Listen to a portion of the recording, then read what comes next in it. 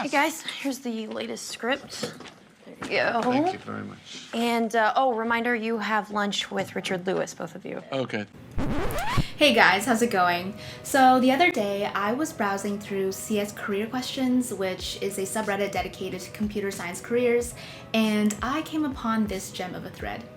Basically, this person works for Microsoft, they're returning to the office, and at this point we all know that tech companies, especially startups, have a very casual dress code, and so she's wondering, since Microsoft wants them to bring their authentic selves to work, whatever that means, if that implies she can wear whatever she wants to work, including crop tops. I'd like to take a moment and pause and just reflect on how good we software developers actually have it, if you think about it.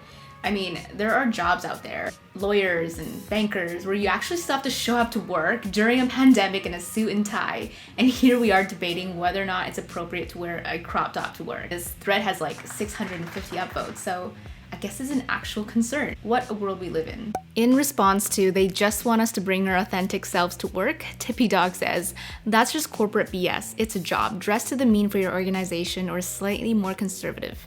What does bringing your authentic self to work even mean? Who made this a thing? Was it Brene Brown? What if you're authentically a jerk, or maybe try out a different persona and see how that works out? It's such vague, unhelpful advice, like, just be yourself. there is a thin line between authentic and oversharing to the point of being unprofessional. So Adam Finger says, go with something safer first and read the room. 100%, I have to agree here. I think in this case, it's more important to read the room rather than read whatever value statements HR says they have. I mean, what HR preaches and what the employees or executives practice can be two different things, unfortunately. It's so much more important to actually look at what people do, not what they say. At one startup I worked at, we have had the CTO show up to work in a tank top and Birkenstocks during the summer, but I also live in Vancouver.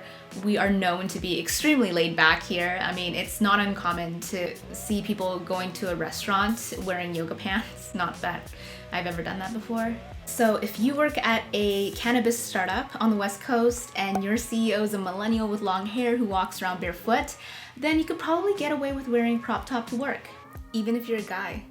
Casi Sui says, I once went to a tech interview with a tie and jacket and I was interviewed by someone wearing pajamas. Never again. All right, well, I hope this was a Zoom interview during COVID. I mean, showing up to an interview wearing pajamas is such a power move. Like, you know, this guy is straight up flexing on this poor candidate. Kat Corrigan says, agreed. As a female developer, I feel like I have to work extra hard to be taken seriously by a lot of the guys. Wearing a crop top would definitely set you far back with a lot of these guys.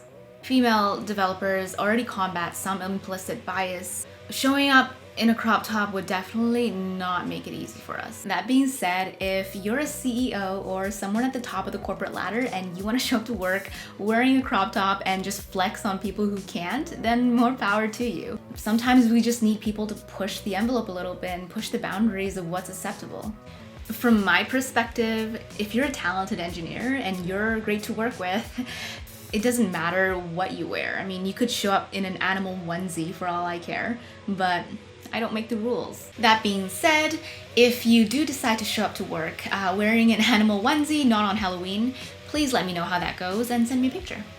Thanks for watching. I'll talk to you later.